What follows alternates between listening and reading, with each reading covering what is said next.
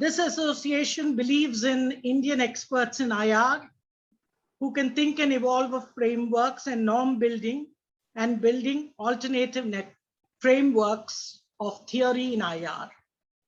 We also believe in equity and an all India representation to thinking on IR. It cannot be only Delhi centric. India is a much larger country and cannot be concentrated in the capital. It promotes young scholars, gender equity, ideological as well as regional. I welcome you all. We believe in democracy with diversity and the celebration of cultural pluralism.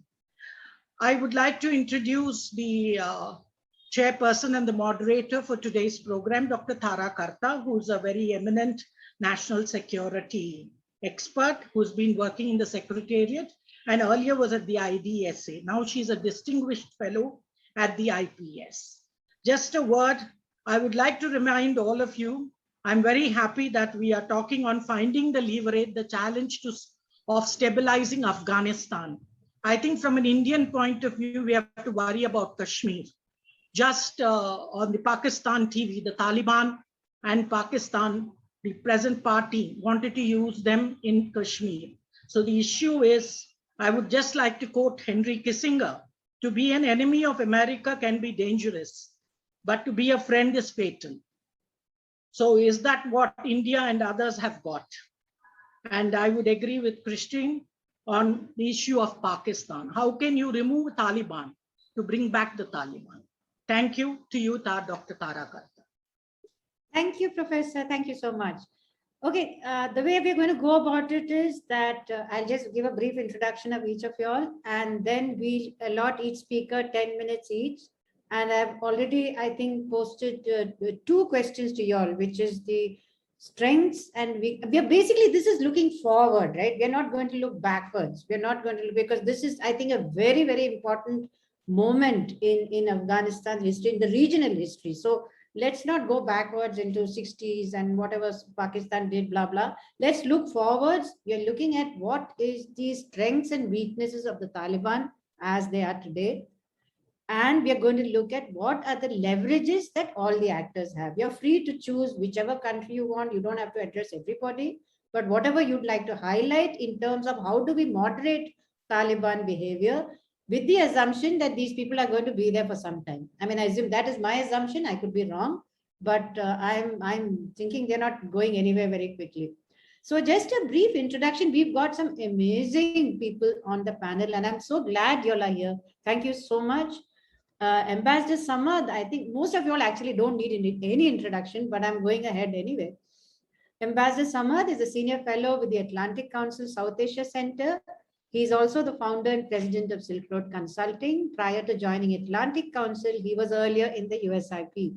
But for our purposes, he also served as ambassador of Afghanistan to France and Canada, and had many positions in government. And what I like is he also launched the Azadi Afghan Radio and his website in Virginia. I think that's amazing. Dr. Christine Fair, of course, is a professor in the Peace and Security Studies with Georgetown University, Edmund A. Walsh School of Foreign Service. She previously served as a senior political scientist with the RAND Corporation, a political officer with the United Nations Assistance Mission to Afghanistan, and a senior research associate at USIP. She has served as a senior fellow at West Point's Combating Terrorism Center and has a number of amazing books, which most of us are familiar with, including the most recent one, Lashkar-e-Taiba in Their Own Words. I mean, that was an amazing book, Christine. I really loved it. Then we have Jennifer, also from the Atlantic Council, who again also has an amazing academic profile. She's got, I mean, a huge list of things which she's done. I'm not going into go that. I encourage you to go and check out her page on the university site. She also was in the AREU, which is the Afghanistan Research and Evaluation Unit, as a senior research officer in Afghanistan, in Kabul. She's got a number of books on Afghanistan, and she is an accredited scholar, very well known on Afghanistan. And last but 100% not the least is Praveen Swami, who's currently the group consulting editor at Network 18 Group. He has a very rich journalistic experience. And by the way, I think BBC has called him one of India's foremost experts on Islamist terrorism. He again has a number of awards to him, which for covering the Kargil conflict, his work on Indian Army's counterterrorism operations. So he has again a very, very solid experience in this area. He was also at USIP some time back in 2004. And that's all I have in terms of things. So like we said, 2 questions. What are Taliban 2.0 likely to look like? Strengths and weaknesses. What do regional powers and the US want from the Taliban and vice versa? And what leverages are each likely to use? So that's what I have to say. Each of you all 10 minutes. And please, Omar, the ambassador, could you start? And after that, we'll have Christine, then Jennifer, and then Praveen. Thank you so much. My thanks to you, Tara, to the IAIS for this invitation, and glad to be in very good expert company today. You have raised 2 or 3 very pertinent issues and questions, and I like the idea of looking forward, even though there's a lot in the background, in the history, near history and far history that has shaped where we are today. But I will try my best to focus on now and tomorrow. When we talk about Taliban 2.0, I also look at it as though it means Taliban 1.0 plus 1. 1.0 meaning the Taliban we have known, Taliban of the 1990s, the Taliban that created an image that has stuck to our heads and to our brains all this time and all these years. But the plus 1 is the unknown. To a large extent, the plus 1 is what we are all waiting to see and hear about. To what extent have the Taliban changed? To what extent has their worldview changed internally, regionally, and globally? I have, in my best of capacities, tried to study them as closely as possible as an Afghan. I know that everyone looks at them from their own perspective, but from an Afghan perspective, we all have our own nuances. And you mentioned Azadi Radio, which is something that I started in 1996 and ended in 2001. I actually ended it the day I arrived in Kabul in December of 2001 to join the new Afghanistan and the new government. That was a media communication project that was supposed to be a voice for Afghanistan at a time when there was no voice, a very different time. And so throughout the 1990s, I had spent a lot of time, obviously, in the 1980s as well, studying the case of my country and following it and being involved to the extent that I could. So I am very intimately familiar with how things evolve to the extent that we know. Today, I look at the Taliban as not merely a militant group, but also, I think over the past 15 years or so, after their downfall in 2001, they spent some time, I think, going through some introspections.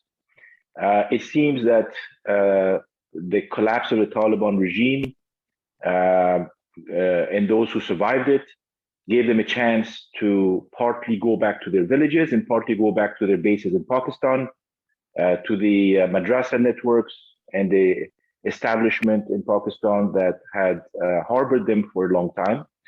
And I think they spent a lot of time trying to figure out what to do next.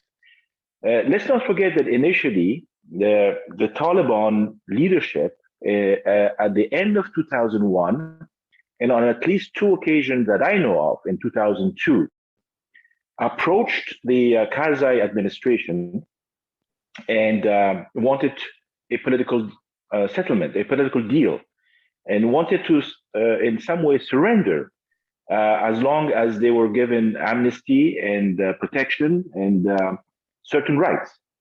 And the Afghan government at the time, obviously under a lot of influence by Washington, consulted with Washington, and Mr. Bush's officials and the Bush administration were adamantly against any type of dealings with the Taliban, who had fled and were defeated, well, seemingly defeated at the time. And so there was, I think, an opportunity back then, maybe to end this war through a political deal that would have meant the surrender of the Taliban. That opportunity was missed. The Taliban obviously went back to reconfigure and rethink, and they realized by 2004 or 5 that they had a chance to come back, and they took advantage of a few things. One, I think they were encouraged by their supporters, by their networks in Pakistan, to go back and restart an insurgency in Afghanistan. They also felt that the Afghan government had certain weaknesses. They saw signs of weaknesses within the Afghan establishment, the new Afghan establishment, and I think they took advantage of those. I mean, over time, we know very well that the deep corruption in the Afghan government, injustice, and the growing use of violence against rural Afghanistan contributed to the growth and strength of the Taliban since 2005 or 6 until now. So they took advantage of those. And at the same time, I think that they realized that they had nothing better to do. And so this was a cause for them, for some a jihadi cause, for others a sort of nationalist cause, and because of all the differences that, because of the diversity that also exists within the Taliban. I think that the Taliban are divided in different groupings. You have the hardcore, the ones who have a very strong militant background, who have had associations with even Pakistani and other types of militant groups and terror groups. And then you have the sort of classical Taliban, the more traditional Taliban, the ones who have a base inside Afghanistan and come from tribal regions and villages. And then you have the sort of opportunistic Taliban, those who feel like this is a way of making a living, or those who were dissatisfied or were hurt by events unfolding over the last 20 years, who joined the Taliban because of dissatisfaction. So you have different strands of Taliban, and that is why today they are having some issues trying to figure out what to do next. But it's more or less a secretive it has remained a secretive organization. They have been able to portray an image of strong unity and strong leadership. But whereas in reality, I think there's more diversity than we imagine. So over the years, they also took advantage of the flip-flops and the strategic, I would say, the strategic disconnects that existed in Western approach towards Afghanistan. I mean, you know, you have 4 administrations that have dealt with Afghanistan in the US. You've had so many other Western governments that have dealt with Afghanistan. You have the UN, NATO, and then the rest of the international community. But as far as Western strategy and policy on Afghanistan, you see inconsistency. And this inconsistency over the last 20 years gave an opportunity for the Taliban to on one hand, realize that Western interests are somewhat shallow, meaning that they can fluctuate, that they may not stay in Afghanistan for very long, and they keep talking about staying and leaving and leaving and staying. So this flip-flop obviously gave a message to the Taliban that they have an opportunity to make a comeback. And so a combination, and then obviously, as I told you, bad Afghan governance really helped the Taliban as well. So Taliban 2.0 or Taliban 1+1 is a product of all of these things that have happened. And I think that they are not the same Taliban exactly as we experienced in the 1990s in some ways. In other ways, it remains to be seen. The next few days and weeks will shed more light on how they have changed. What is their worldview? How are they treating Afghan society? Are they open to a more broad-based political approach to Afghanistan and being more inclusive, respecting the core and basic rights of Afghans, including women, severing ties with groups that have supported them over the years, and now they claim that they will not allow them to operate out of Afghanistan. All of these are tests that the Taliban would have to pass, and now that they're in control of almost all of Afghanistan. I will stop here so we can have a continued discussion later on. Thank you, Ambassador. Thank you so much. Just one quick question. And on the divisions within, I mean, like since we are talking of strengths and weaknesses, how serious would you say the divisions are not likely to be? Sorry, that's difficult. How are they right now? I mean, in the last, say, 6 months, because we saw some of those divisions at Doha, where even Biradar didn't have the authority to, he was constantly going back and forth. There are divisions, I think, between the leadership at the top. There are some divisions between commanders and the leadership. But nonetheless, those divisions apparently haven't prevented them from taking the victories that they did. So correct. I think the reason for that, Tara, is that it's because of the Taliban structure itself. I think that the way leadership is structured with the Amir al-Mu'mineen, the leader of the faithful, on top, and then a council, a very powerful council, which has for the past few years resided mainly in Kuwait and part of it in Peshawar, and now is shifting back inside Afghanistan.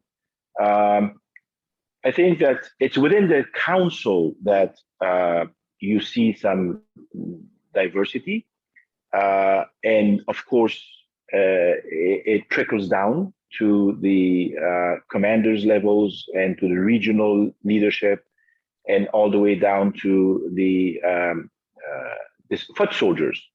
I think that the fact that they have an Amir al-Mu'mineen has helped in some ways manage and control the diversity that exists and give it some coherence. We don't know enough. We've tried to study the Taliban for the past 25 years. We still really don't know enough about how they go about dealing with their issues. But we do know that they have had internal rifts and conflicts even. But at the end of the day, they're a monolithic organization that is driven by a religious fervor and a belief system that obviously is very much influenced by the clerics. So the clergy or the clerical base of the Taliban has the ability and has shown to have the ability to gather the different strands around one flag and to give them direction. And I think that this is going to be a challenge, and this is going to be an interesting point as far as creating a new governance system is concerned, because this is where We need to look at what kind of political order the Taliban want to now propose. Are they going to propose and discuss it and take other views into account, or are they going to use their force and impose it on others? It's going to be interesting to see how that works out. Right now, they seem to show some flexibility. They seem to be engaging other political forces in the country, including ethnic leaders and regional leaders. But I think we are on the borderlines of figuring out whether rhetoric is going to change into real action and eventually real policy. Thank you, Ambassador. Thank you. Let's go quickly. Okay, the reason I asked was because right now you're seeing slightly different messaging. You know, it's like there are 2 or at least 5 voices coming out from Afghanistan, but I'll leave that there. Our next speaker is Dr. Christine Fair. Christine Fair, can you come on, please?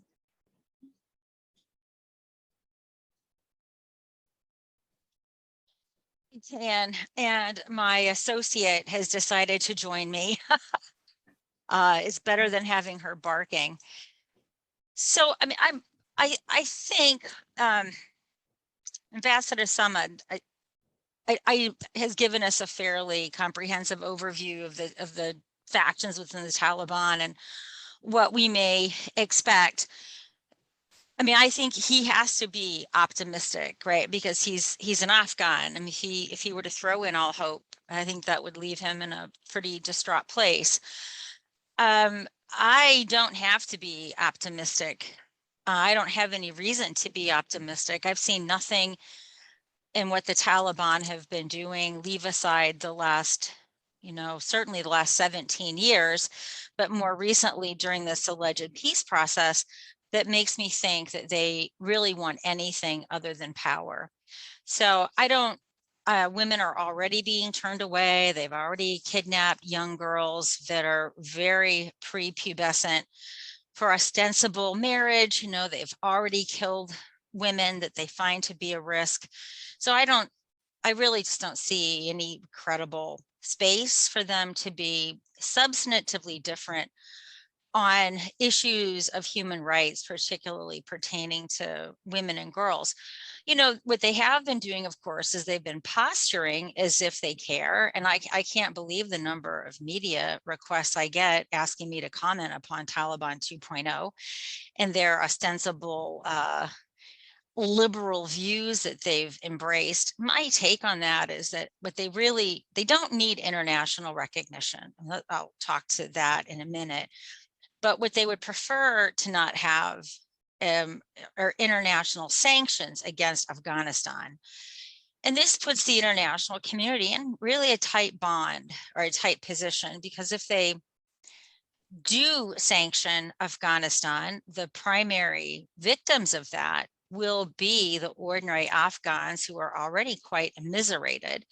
The Taliban have access to all sorts of illicit networks, right? They continue to have their poppy revenues. They've got they've got reasonably good ties with Russia. Russia doesn't really want to stem the poppy, the narcotics trade, because so many of their oligarchs are a little bit addicted. So that's going to be an important market for the Taliban.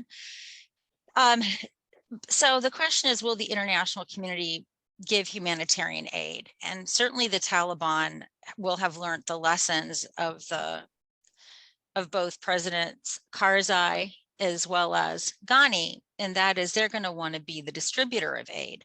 That way, Afghans will have the impression that they were getting from the Taliban what they weren't getting through those previous presidents, right? One of the long-running debates in the international community was whether or not they should give money through the Afghan Ministry of Finance or do it off books.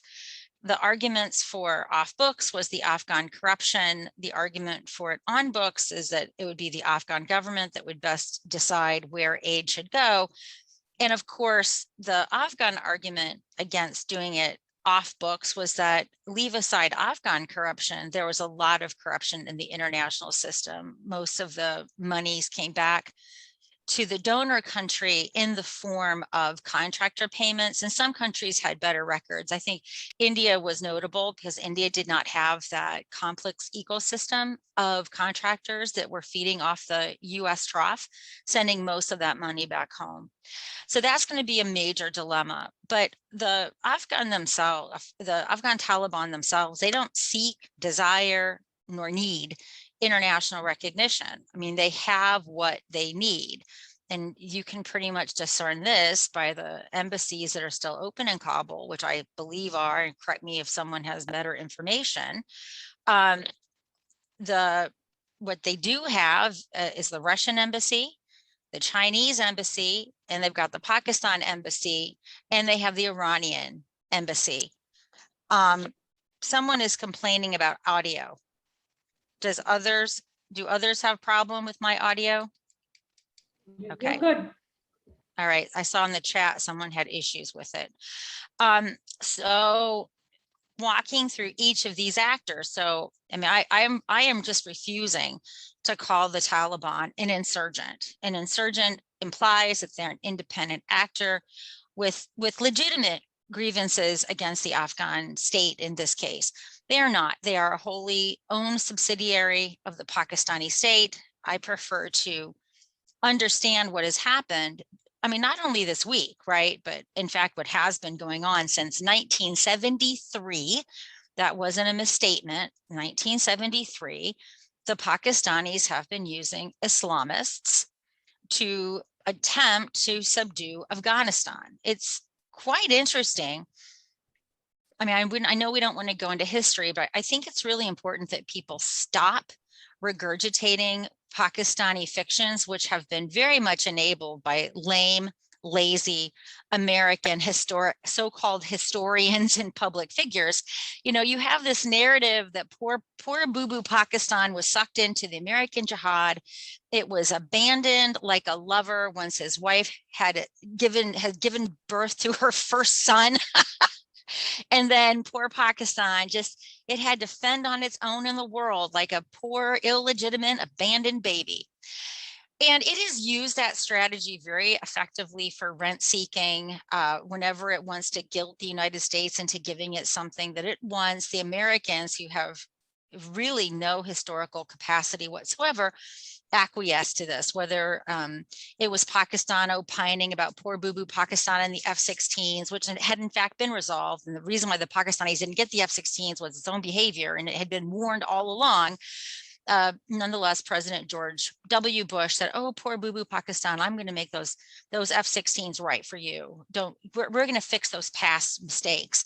So in fact, the Pakistanis inherited, I think Praveen Swami, he and I have talked about this over the years, perhaps because we share a macabre sense of humor, but the Pakistanis inherited the notion of strategic depth and all of the concepts that come with it from the British, right? What's interesting is that the Indians also inherited this with respect to NEFA, but Nehru abandoned it.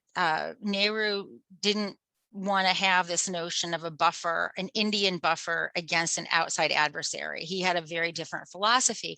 But the Pakistanis did retain that notion of strategic depth. It's what frames their current awkward relationship with Pashtuns as well as Baloch, right? They have always seen the Pashtuns as a potential enemy going back to the 36 and then 46 elections where Pashtuns wanted to, they supported the National Congress, they wanted to stay with India. So Afghanistan has always been a place where Pakistan imagines, and in some cases they're not wrong, bad things. Right, the Afghans refused to recognize the Durand Line. They used partition as an excuse to disencumber itself from it. There's no international position. There's no international support for the Afghan position. They did foster Pashtun irredentism. They did support insurgency in Balochistan. And they did actually invade parts of Pakistan in the 1950s. So the Afghan state made some very early decisions that would cast a long shadow that really confirmed Pakistan's deepest fears about that. And then as Afghanistan and Indian ties coalesce, particularly in the period of King Zahir Shah, and then after the period of the Friendship Treaty, essentially an Indian-Russian threat were sort of merged. So what people need to understand is that there's nothing new in what Pakistan has done. They've been trying to do this since 1973, and I can elaborate at length, as I'm sure you know, at different points in this period. But I think what is undoubtedly clear is that this has been a resounding success for Pakistan, a resounding defeat, not only for the United States, but NATO. But the biggest losers are, of course, the Afghans themselves. So if we think about the wider implications of what have happened, here's what I expect. So because there is no US embassy that will be functioning, and remember, embassies are where we have intelligence footprint. It's where we cultivate assets. It's how we learn about bad guys. It's also how we learn about good guys. People who are talking about drones that may or may not be based from Pakistan need to know that drones are just a conveyance of ordnance. Without the intelligence networks that allows drones to put those weapons on targets that are well-informed and accurate, we just drop bombs, right? It's no different from an F-16. What makes a drone different from an F-16 or an F-15 or a whatever is the informed nature of the targeting package. So the irony is that I suspect that the United States is going to become ever more close to Pakistan. It's not going to use this space as an opportunity to sanction Pakistan. That requires a level of sophistication that I am afraid my government does not have.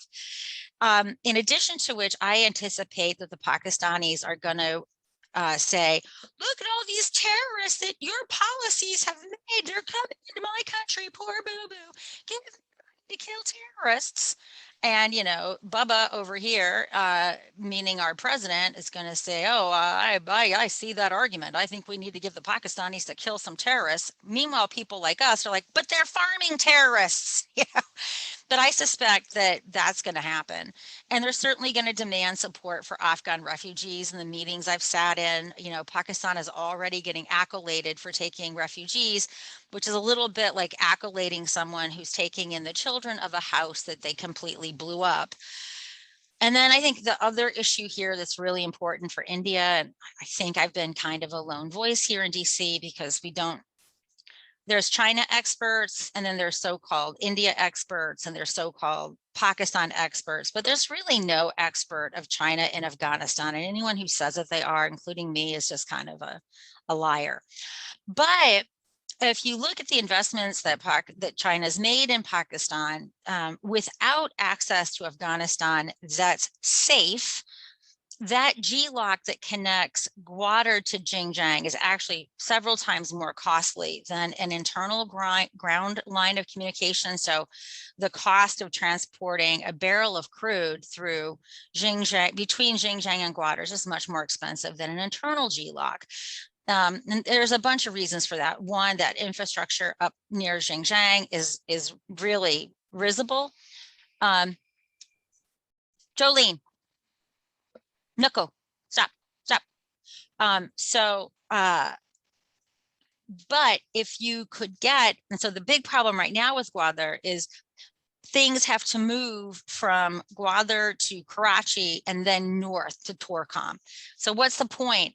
Karachi itself is not under capacity, right? Sorry, my meri kuti menu tang kariye. So for that port to be operative and maximally profitable, things have to get offloaded or unloaded at Gwadar, and they have to be able to move through the G-locks in Balochistan, right? And then get on the ring road. So for the Chinese, for example, the Anak copper mine, it can't profit from being the single largest investor in Afghanistan unless it can get security to get the crap out and get it to a port and onto a market. So from my point of view, I see the Chinese activities in Pakistan and in Afghanistan as inherently linked. The Chinese actually see it as inherently linked, and they care so little about worker safety. And I've been accused for being coarse or crude or callous, but no one is more coarse, crude, or callous than the Chinese themselves, who continue to put Chinese workers in harm's way. Like their attitude is, if they get beheaded, well, we've got more to send their way. Look at what just happened last week with the suicide attack, right? And the statement that the Chinese embassy sent telling Pakistan what to do. I did take a little bit of delight in that. It was like the Chinese are leashing up Pakistan like it's a little Pekingese and taking it for a walk. But I think for the Indians, having this kind of presence on your border is really a problem, because remember, the Chinese had close ties to the Taliban. They had a memorandum of understanding prior to 9/11. They were very close to signing an MOU with the Chinese. Bin Laden never criticized Chinese. And we all know why the Pakistanis are so vested in having the Taliban take over. And I think the math of this is very clear. We saw this for much of really from 2009 onward. When the Pakistanis are really supporting the Taliban, the TTP does arise, right? And Pakistan likes to take advantage of the fact that the TTP and the Taliban have similar sounding names. They say, how can we support the Taliban? Well, we are a victim of the Taliban. So what the Pakistanis have done to manage this in the past, they basically present the Taliban, the Pakistani Taliban, which are basically wayward Deobandis, with three options. One, you can go and join your brothers in Afghanistan. We think that's a great thing for you to do. Go. Or they've been rebuilding ever since about 2000, certainly the mid 2000s. I mean, certainly north of 2005, the ISI was really busy in trying to recuperate Jamaat Islami under the leadership of Masood Azhar, because that organization had split after 9/11 and Musharraf supporting the Americans in Afghanistan. So they had been really busy trying to recuperate. Jaish is a sort of Ghar Wapasi program for wayward Pakistani Taliban, because you can either go to Afghanistan or you can join Jaish and go kill Indians, or we're just going to hunt you down and kill you. But the biggest precipitant of, hey, Jolene, Israel, come, leave it. I may have to go and get her in a minute. Thank you. The biggest precipitant of Pakistani actions against the TTP, if you'll recall, was when they attacked Bunair, because as long as Punjabis felt safe that these, Jahel Pashtuns were not going to harass Punjabis, they were like, oh, let the Sharia, let those Jahel Pashtuns have their Sharia. Once they attacked Bunair and Islamabad became Islamabad, and Lahoris could no longer eat, artisanal halim on Food Street, Punjabis turned against the Taliban and began supporting military action. And I don't suspect that the Pakistani Taliban are going to make those strategic miscalculations. So all of this is to say, I think India is going to be the direct negative beneficiary of what's happening.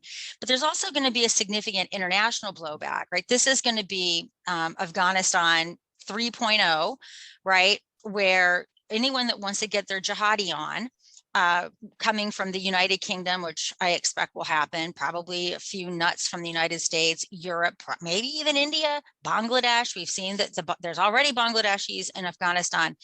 This is going to be the new landscape of the jihad, right? This is the place that not only destroyed one superpower, this their belief, this ragtag band of boys in flip-flops and slingshots defeated the United States, but also NATO.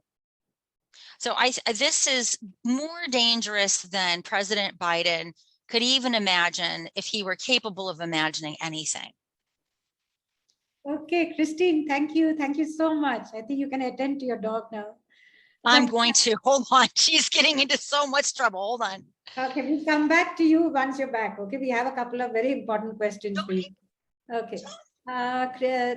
Jennifer, could you go ahead? Could you, Jennifer, perhaps concentrate on the questions we asked, which was the strengths and weakness of the Taliban, Yes, yes. So I'll be grateful. Thank you so much. Yes, thank you. And I'll just keep my comments very brief because I know we're sort of running behind. But in terms of the Taliban, the strengths and weaknesses, I think, is this Taliban 2.0? What are they likely to look like? I don't think we know right now because we don't know how they are going to govern.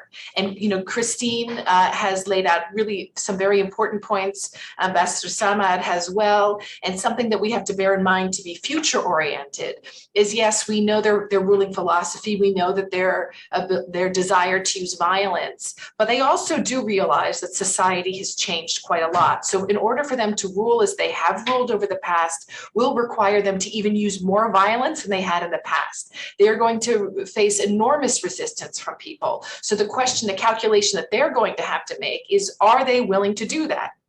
And if they do that, that will be at an enormous economic cost. 80% of the Afghan budget has been funded by the United States.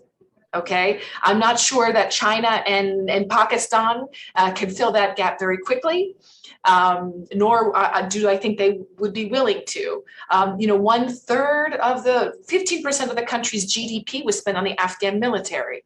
Well, all of that money is coming to an end. The salaries are frozen. The central bank accounts are frozen. So that is the leverage, and we're going to talk about that in a second. But what I'm seeing from the Taliban right now is that they have a very sophisticated understanding of what people's grievances are. And this is, they had this in Taliban 1.0, and I really like that Professor Samad says this is 1+ We don't really know what this is. Is this 2.0? Is this something different? But they do have a very sophisticated understanding of grievances. This has come across very clearly in all of their social media campaigns, sitting in these palaces. There was one video that, a lot of people in the West were laughing at these Taliban soldiers, fighters in this gym. They were trying to use elliptical machines and they didn't know how to use it. And I think to the rest of the West, this looked ridiculous. I think to many Afghans, that was spot on. Like, what is this? What was going on in the presidential palace? What were they spending their money on? It looked like ridiculous amounts of corruption. So they understand, they're promising equitable, equal access to electricity.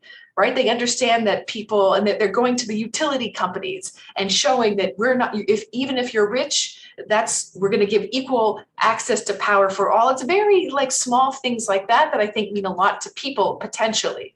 But the question is, we will only know if they've changed if they are willing to constrain themselves. And what does that mean? Well, they're looking at a governance structure. What will that governance structure look like? Will it have any restraints on their power? If it doesn't have any meaningful constraints on their authority, then we know that this is no Taliban 2.0. We have to wait to see if they are going to, subject themselves to any checks and balances at all. And this doesn't have to be democracy. There's other ways to do this. So this is why I think all eyes right now have to be on Panjshir and how they're dealing with that, on Baghlan. We're going to continue to seeing uprisings, I think, throughout the country. Kabul will not be easy for them to manage by any stretch of the imagination. They understand that. So the question is, how much violence are they willing to use? How happy are they to see many of these people leaving? That's a big question. Are these the people who will be the largest sources of opposition to them? Are they happy to see minority groups leaving? We saw the last Sikh groups leaving Afghanistan yesterday. So, much of this work is being done for them. This is the opposition. They'll be able to rule far more unconstrained than they had if these groups were still there. So in terms of the leverage, the United States and other powers don't have very much. Although to Christine's point, something I always found fascinating about Afghanistan is that they never signed up to Belt and Road projects. China, they never took this. I don't know if this was, and Christine's right, not a lot of us know about China in Afghanistan, but I do know that they were not part of Belt and Road. They did not take loans from China. I'm sure that the United States had a lot to do with it. So unlike many of its neighbors, Afghanistan never had those loans, and those loans is what gives China leverage. What does the US want? The US obviously wants leverage. It doesn't have a lot right now. The US does control economic assets, controls the central bank, controls all that aid, but ultimately, the withholding of that aid was only going to hurt the people of Afghanistan, right? So we're seeing a humanitarian crisis unfold. We're seeing a drought.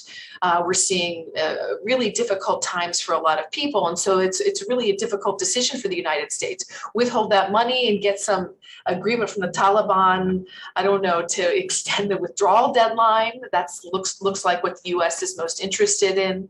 But the people are going to be suffering. And so that could, hurt the Taliban, but there's a lot of other people who the Afghan people are blaming for all of this right now as well. And it's easy, it could be very easy for the Taliban to say, this isn't on us, this is on the international community, and that could further radicalize people. Another thing to look out for that I'm hearing from quite a few people is that ISIS becomes much more attractive as a source of resistance against the Taliban, especially, among Tajik groups and others in the long run. And this is something that, could really drive a wedge in the ability of the Taliban to rule, and seeing things that actually people who were much more once were pro-government now shift towards ISIS, which is quite frightening. I'm not hearing a lot of it, but I'm hearing rumors and speculation along these lines, and that would really change the game quite significantly. So I'm going to stop there because I know we're running short. Thank you, Jennifer. That was brilliant. Can I just add one really important thing to what Jennifer said? Sure, go ahead. She is right about ISIS, not because of their ties to al-Baghdadi, because those have always been tentative and dubious. The issue is, after Osama bin Laden died and after Mullah Omar was found to be dead, some of those traditional Deobandi al-Qaeda ties died, right? Because remember, Osama bin Laden took fealty to Osama bin Laden. Taliban were pissed that the Mullah Omar had in fact been lied about, when in fact he had been dead for quite some time. So what we'd actually seen even before al-Baghdadi declared the caliphate is that the sectarian groups like Lashkar-e-Jhangvi and SSP, which are essentially the same for all intents and purposes, they were going to Syria and they were going to Iraq to kill Shia and Alawites even before the caliphate. So what I've been hearing, and actually if you look at some of these so-called ISIS guys, they're all coming from these Deobandi groups. And one of the blowback is always a bitch, and then you marry her, then she divorces you and takes all your money and turns your kids against you. This has been one of the biggest problems that Pakistan has undergone, is that how do you support these Deobandi groups when the biggest thing that they do is cause sectarian fission in Pakistan? So going back once again to how is Pakistan going to manage this? It will, I almost certainly guarantee you, encourage these sectarian guys to go and join ISIS. The Afghans have been saying for a very long time, I don't think people believe them, that you can't spell ISIS without ISI. I myself was a little bit dubious, but once you understand how Pakistan uses Afghanistan and India to regulate the fissures in this, petting zoo of snakes it raises, this makes a lot more sense. And so I really, people need to understand the point that she just made. And by the way, this was the excuse that Russia made, right, to forge ties with the Taliban, was ISIS. Yeah, I think and lots of Central Asians as well, very interested in this. Lots of Central Asians, yeah. Yeah, actually, I have a bit of a comeback on that, but I'll come to that later. I think there are at least 2 to 3 ISKs operating in Afghanistan, each one of them with different objectives and different backing. That was my impression, but we'll come back. Okay, we're going to have to extend this by half an hour. I hope that's okay with everybody, because we've really got a lot of stuff. Praveen, go straight to you. I'm so sorry to keep you waiting. Go ahead. Not at all. I'll be brief, but I'm afraid I won't be able to stay very much longer after this, as I told you. But I will try and stay as long as I can. So I thank you for these, for having me here firstly, but also to Jennifer and Christine for these very useful comments. As you know, I approached this issue from a much narrower corner, which is what this means for India, for counterterrorism concerns in India. last year, there were a couple of suicide attacks, one in Kabul and one in Nangarhar, which didn't get a lot of attention in the Afghan press because it's not uncommon. But rather strangely did get much attention here in India either, because two of the individuals involved in those attacks at a prison in Jalalabad and again at a Gurdwara in Kabul were Indian nationals. And they were the first, to my knowledge, Indians ever involved in an actual suicide attack anywhere flying the banner of the Islamic State. And I will just come to a moment into why this Islamic State is, as Tara said, a slightly odd construct and goes to the heart of India's concerns about Taliban too. Well, let's start by looking at what India's concerns actually are. India wasn't involved in a big way in Afghanistan in the 70s, despite some fitful sort of diplomatic enthusiasm by Prime Minister Rajiv Gandhi. In the 80s, it was a bit actor. It's only in the immediate build-up to 9/11 that India intervenes in something of a significant way, and it does so on the back of a coalition of regional powers, if you like, Russia and Iran being the leaders of that effort, but does so with the very limited and small aim of countering Pakistani influence in the region. Remember, Kashmir by this point of time is in very bad shape. And India fears that Afghanistan will become a sort of, if you like, eye of the storm for jihadist movements across the region, and those will spill over to India as well. This time around, there hasn't really been, I would argue, a sort of aggressive Indian push to that region, but this fear has kind of lurked at the background of Indian planning and security concerns right through these last 2 decades. And those fears have actually accentuated over the last couple of years as Taliban 2.0, if you like, has become bigger. We had the first large group of Indian jihadists going to Afghanistan from Kerala and training over there. We had small groups of Indian jihadists linked to this formation called the Indian Mujahideen, again going over there. And this has been watched with some concern over here because it's become increasingly clear since 2018, maybe 2017, that ISIS isn't in some simple sense some sort of anti-Taliban entity. Aslam Farooqi, the commander who was in charge of this particular ISIS Khorasan, in fact, had a close relationship with the ISI going back many, many years to his time in the TTP. More interestingly, Ejaz Ahanger, who actually commanded this group, is a jihadist of some 3 decades standing who fought in Kashmir 30 years ago when I was starting my career there. And people talk a lot about the divisions between the Taliban, the Deobandis, the Salafists. Well, Ahanger started his career with a so-called Salafist group, the Tehreek-ul-Mujahideen, went to Pakistan to join a so-called Deobandi group, the Harkatul-Mujahideen.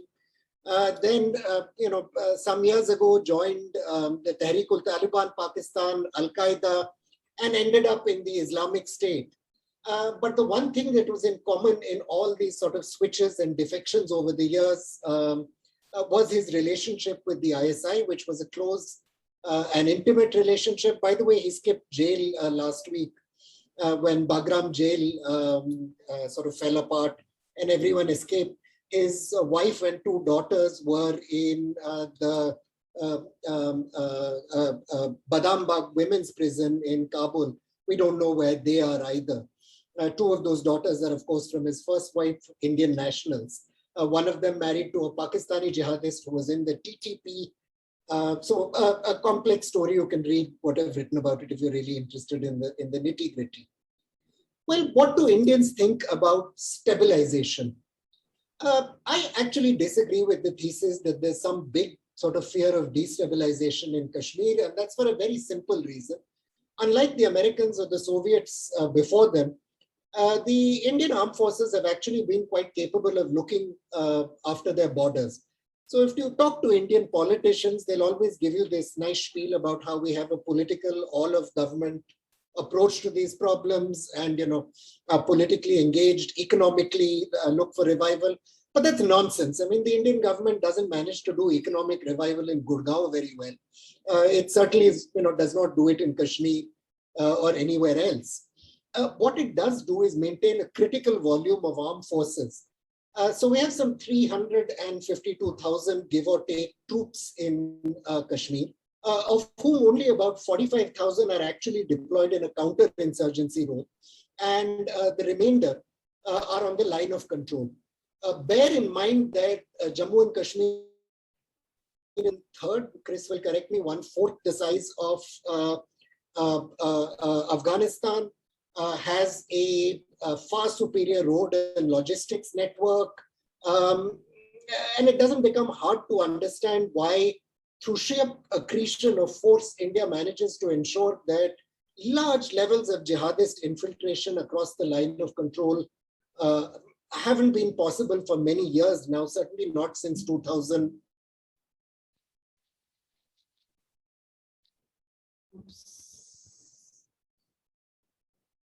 Okay, Praveen, we're not getting you.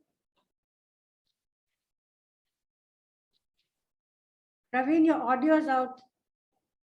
Okay, girls, I think he's... Basaiga.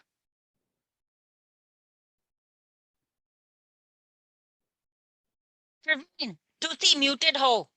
Unmute karo. Can you hear me now? Okay, good. See. Now we got you. I was just going to say, India is quite good at, through accretion of force, securing its borders in a way Afghanistan obviously wasn't. The small levels of armed weapon supplies you've had to jihadist groups in Kashmir for the last couple of years have actually been through drone drops, simply because sending people across is costly and expensive. I honestly don't see that changing very much. What I do see potentially becoming a problem is the ISI, which has also seen reason to keep a lid on this, changing course. And there again, I think, this isn't quite the panic and alarm situation some would like, or some have been worried about in India.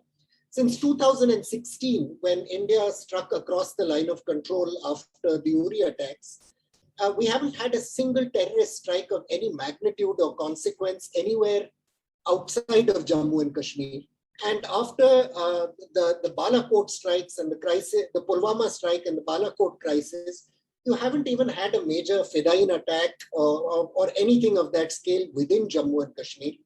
I think one of the things those operations did, whatever their military consequences or outcomes, and those can be separately discussed, was to convince Pakistan that there were quite significant risks to crisis-inducing behavior of its own. Now, will that change after having won this triumphant endgame in Kashmir? I don't know. Will Pakistan continue to believe that it needs to keep a lid on things? Again, I don't know. What numbers of terrorists, what kinds of organizations will Taliban 2.0 give sanctuary to? Again, we don't know. So some grounds for worry, but I think no grounds for immediate panic, simply because what India is able or has got the capacities to bring to bear in Kashmir are very different from what the United States, or like I said, the Soviets before them could do in Afghanistan. Certainly there's a risk of terrorist attacks, of Pakistan being able to maintain some sort of deniability and daylight between itself and future terrorists who strike in India by using Afghanistan. But the consequences of these actions may, in my view, be somewhat less than we imagine. I'll stop there. Okay, thanks, Praveen. Some excellent points, I think, particularly with regard to the, the Kashmir-Afghanistan difference. I think that's important. There's, in fact, there's a lot of, to our US participant, there's a lot of alarm here, as what is going to happen in Kashmir. I would by and large agree with Praveen that, right, in the immediate future, I don't think they're going to have a problem. Further down the line, we don't know. But okay, we've got a bunch of questions, which I'm going to very quickly, a lot of questions. I don't think I'm going to be able to get them all, but I'm going to try.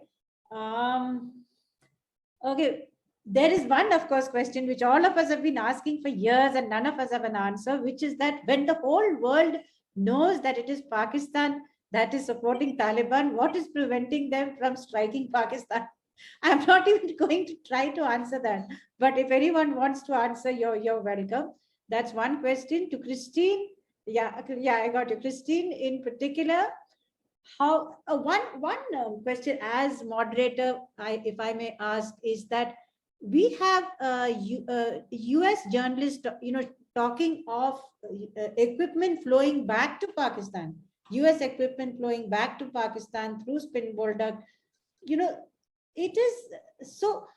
The question is, when we said leverages, I'm not seeing any leverages being used on Pakistan at the moment. Do you think there is possible to use such, except one, that they are calling, a bunch of people to talk to them? That is for their own survival. I don't think that's a leverage.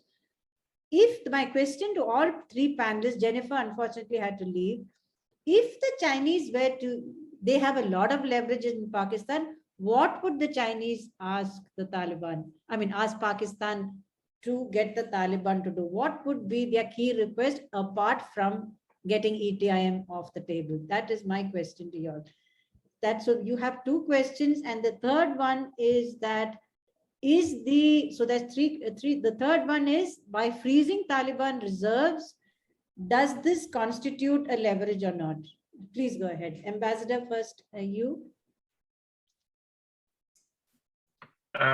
Thank you so much. Since I have about 5 more minutes to be with you, I'm going to use this, if you don't mind, to answer sort of the questions in a collective manner. Yes, China obviously is a neighbor of Afghanistan. So is Iran, and the Central Asian nations, and Russia has a big role.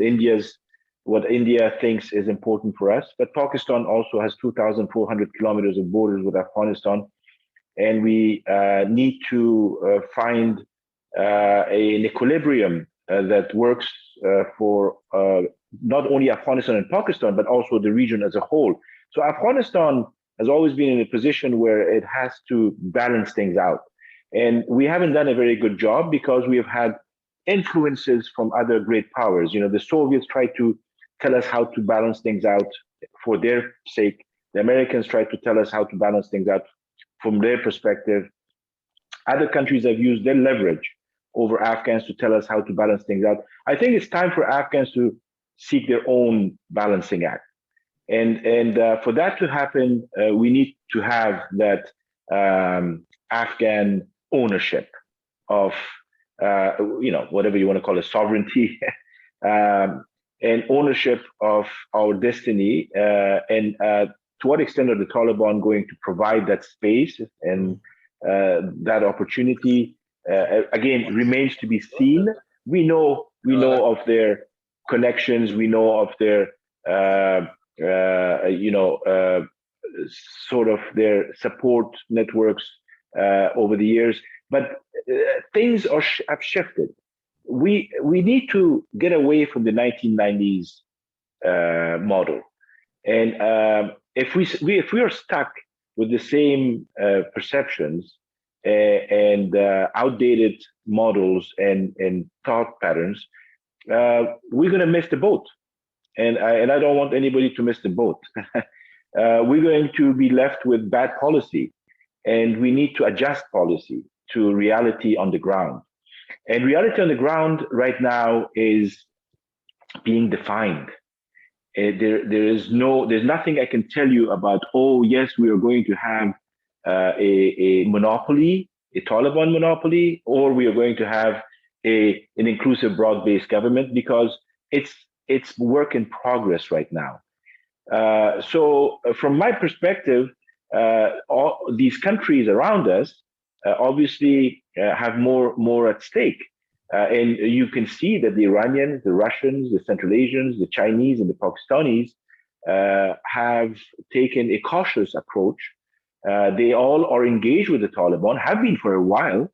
There are rumors that the Indians have also, as of a few months ago, started to have maybe back channel discussions with the Taliban. I'm not sure if that is fully confirmed or not, but from now on they would have to. I mean, that paradigm has shifted, and the international community, those who have been big donors, obviously held a lot of leverage over Afghanistan. They were calling most of the shots, and they made huge mistakes calling those shots. And I'm talking about the big donors to Afghanistan. From now on, obviously they can withhold, and they have. So they've frozen assets, the financial flows through IMF, World Bank, all of those are on hold. Everybody wants to see what happens in Kabul. So we have to do everything possible right now to impress on the Taliban and those in Afghanistan who are going to decide about strategy and policy that this is what's acceptable. This is not acceptable. This is something we can discuss over time. So there are three categories, three bags of issues that we need to bring to the table. Whether you're India, whether you're Pakistan, whether you're Russia, whether you're the United States, whether you're the United Nations, you need to talk about what is acceptable, what is not acceptable, and what can be discussed within a negotiated framework. And the same is happening within Afghanistan amongst Afghans. Afghans who are involved with the future of their country have to look at the situation from that angle. We know that there are certain things that are not good for us. We should avoid that, whether you're Talib or non-Talib. It's not good for the country. It's not good for its people. Then there are things that we can discuss and negotiate over time. And I think, and I hope that we have that opportunity, and the Taliban have learned that lesson from the past. And then there are things that are good for us, and we know, and we should do it, and regardless of whether India likes it, or America likes it, or Russia likes it or not. Afghans have to do what they have to do when it's to their interest. And if it means having a new set of relationships with our neighbors, we have to do it.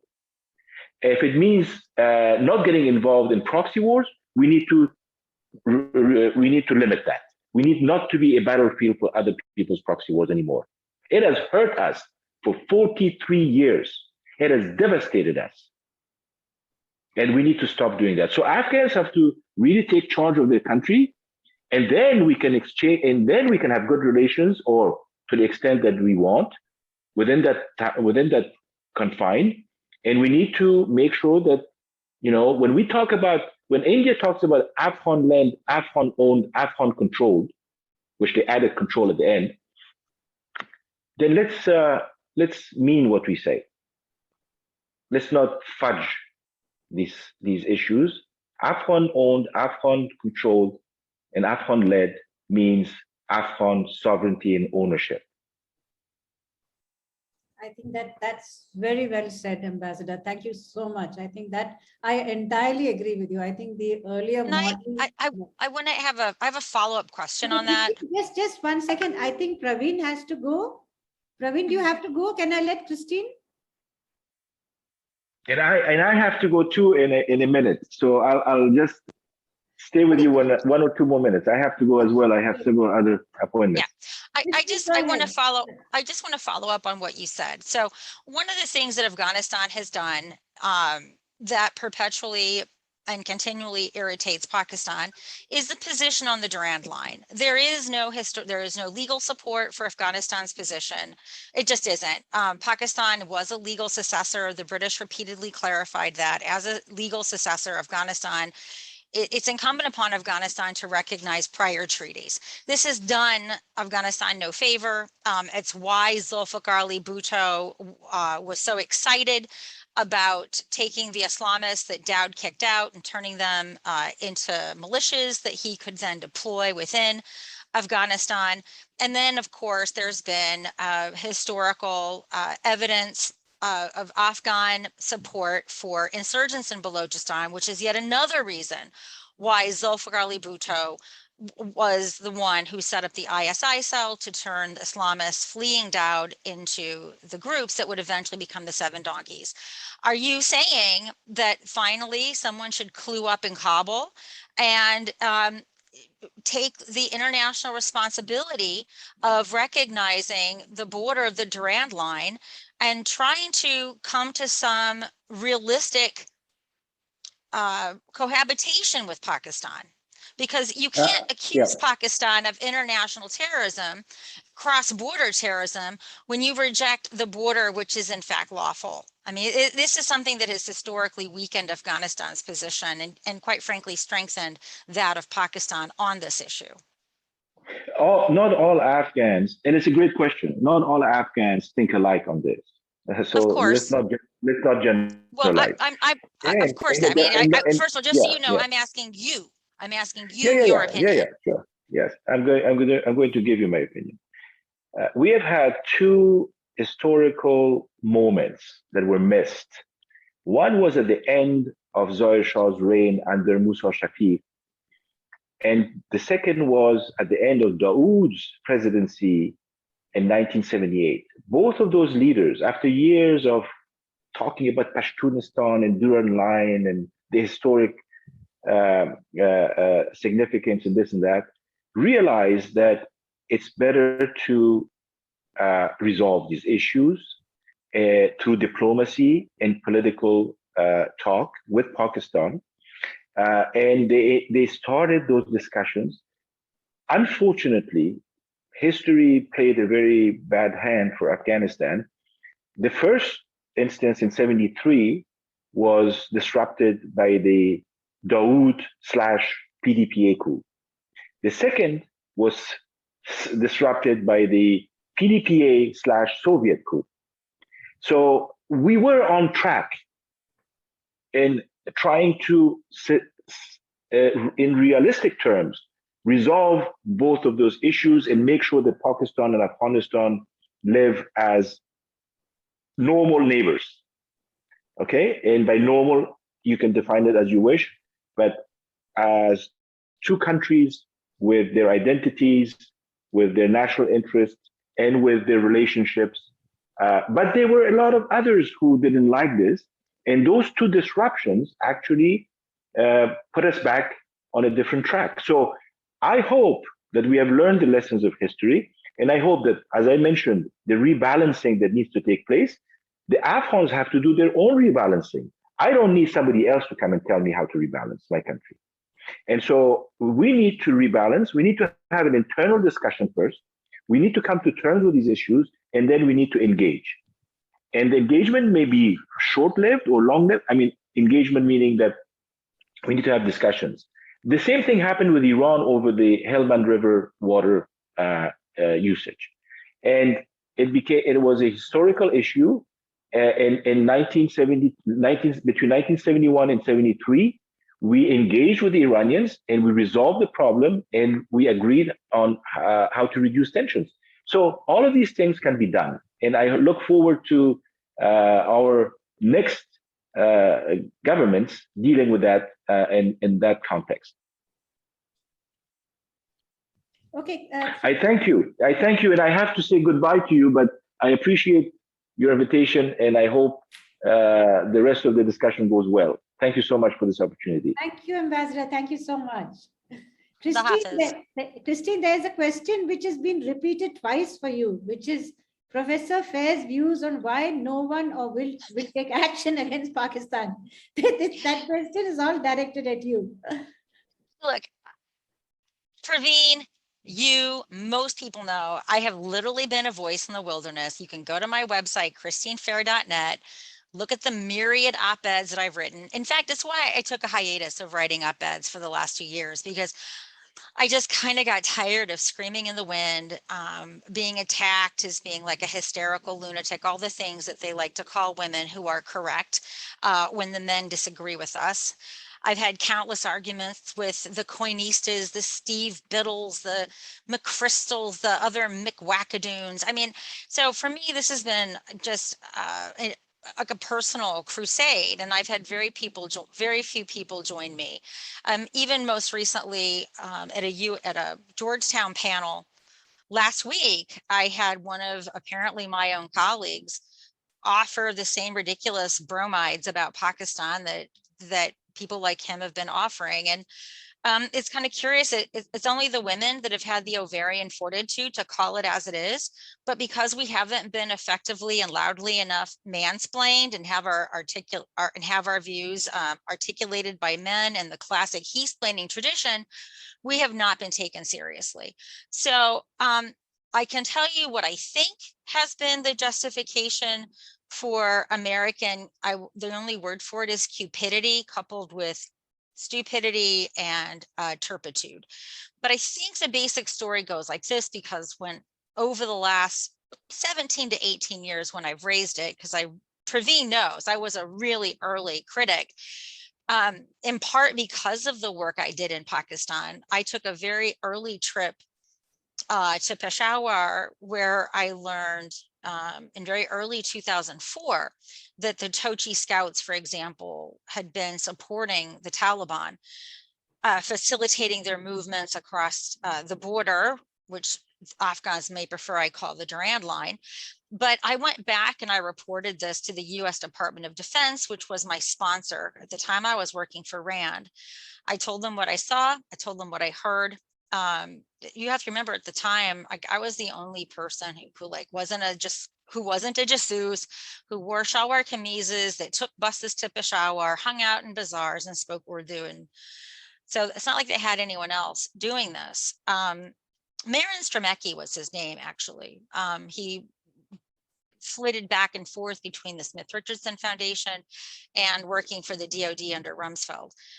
So a couple of years passed. At that point, I was at USAP. I think Praveen Swami was there at the time. I get a call from Marin Stremecki, and I do name and shame, although this means he'll probably never fund any of my work, which he never did anyway, so no loss. He said, I really want to have a lunch with you. It's kind of serious. It's time sensitive. And this when I was in DC, we had one of those classic DC lunches at one of those nice places where he picked up the tab. And I said, I don't know why we want to meet, because I can't take your funding. USIP, we can't take foundation funding. He says, well, I know that. However, first I want to apologize to you. When you came to my office in the DoD and you told me that the Taliban were being facilitated by the Frontier Corps, we literally mocked you. We thought you were a lunatic, and other unsavory monikers reserved for women. And now we know you're right. And what can we do about it?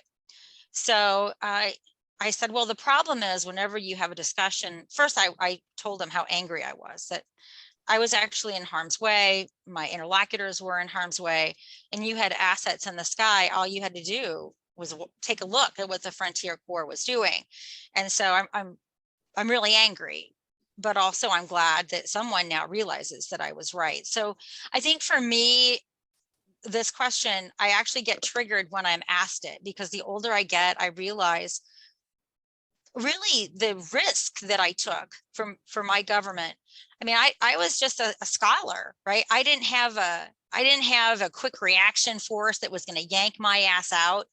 I get really triggered by this question every time I'm asked it, because it just goes back to these early days. And so, of course, what I was told was that Bush had looked into Musharraf's soul. He saw one where the rest of us who had a clue did not. But, all of the think tanks around town, Dan Markey, you name a think tank, they all thought Musharraf was just the best thing since sliced double roti. And I was the only person around town saying, no, he's a check that's been cashed twice. The Pakistanis dislike him.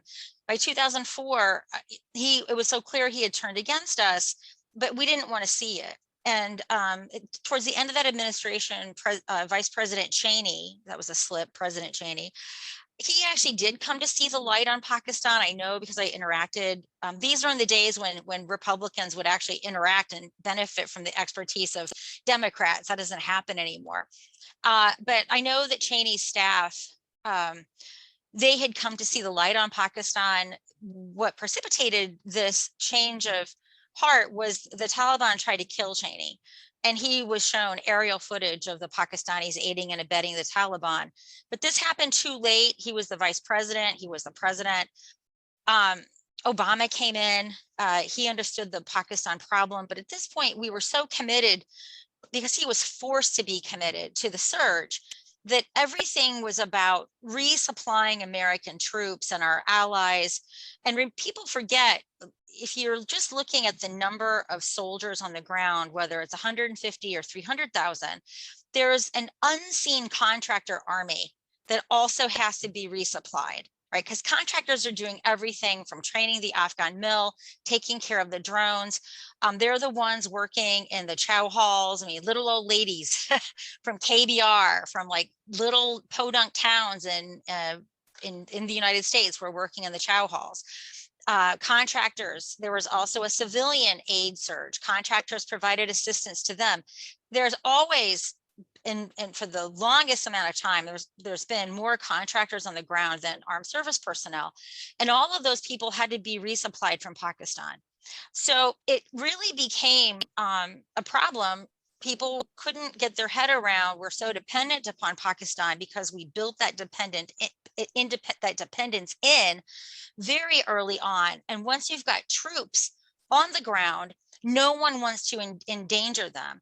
And I remember suggesting to US Congress some time ago, very early on, I remember how early it was, because we had only spent $10 billion on Pakistan overtly at the time. But I did say to this congressional, I don't know if it was a staffer or a rep, I said, you know, why haven't we been able to capitalize upon Khatami's opening to the United States? Khatami, who was at the time the president of Iran, he shares our interest in Afghanistan. He even shares what we're doing in Iraq. And instead of labeling Iran as a part of the axis of evil, why can't at least some of our partners who don't have all of the grievances with Iran and historical baggage that we do, use the GLOCs in Iran, which are far safer than the ones in Pakistan? And I think the other thing that was very frustrating for me to watch is that I traveled to so many of these provincial reconstruction teams.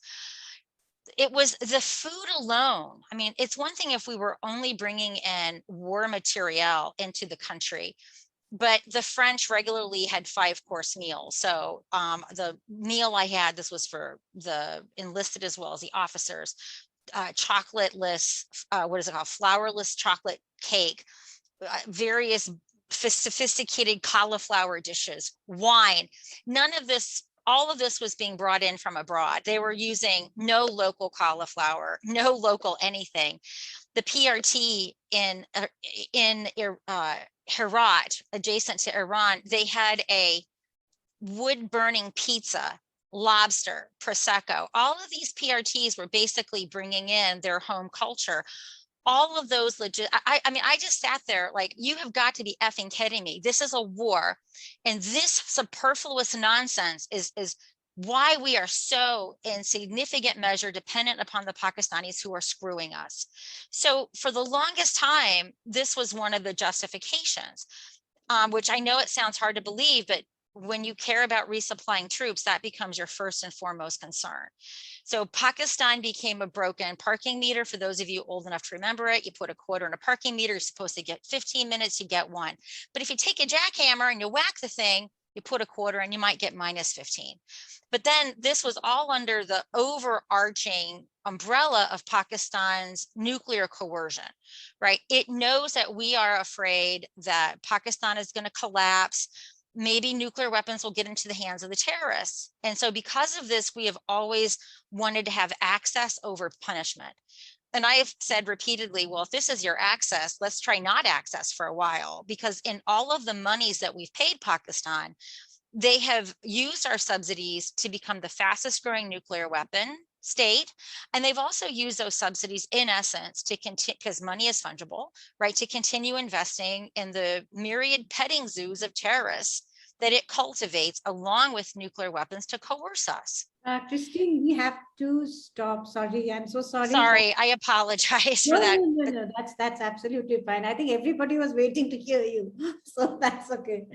Okay, I think the other two panelists have left. Thank you all for a fantastic discussion. Christine in But particular.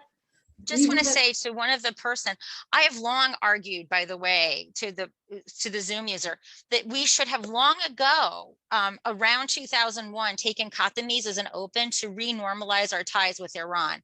I argued that India could have been, if Pakistan was the opening to China, that India could have been, could have played the role of Pakistan to our China opening in facilitating our opening with Iran. But what you have to understand is that our Iran policy isn't driven by what we would call a sense of realism unencumbered by social history.